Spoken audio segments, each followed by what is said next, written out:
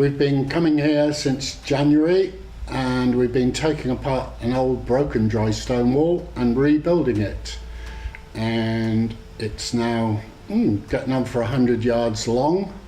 We've been coming in all weathers. Today it's misty, but we've had cold, frosty, sunny days. We've been able to look at the birds. We've seen kestrels, buzzards, all sorts here.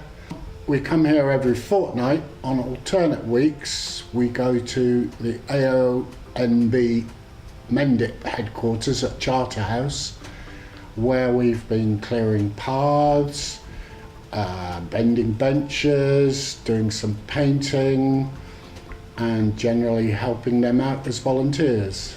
They're also proud of the work they do for AONB, clearing paths, which we've had horse riders say thanks to us, and on one occasion we had a man with motor neurone disease in a all-terrain wheelchair, and he was actually able to get up the path he wanted to go up because they had cleared the path the previous week.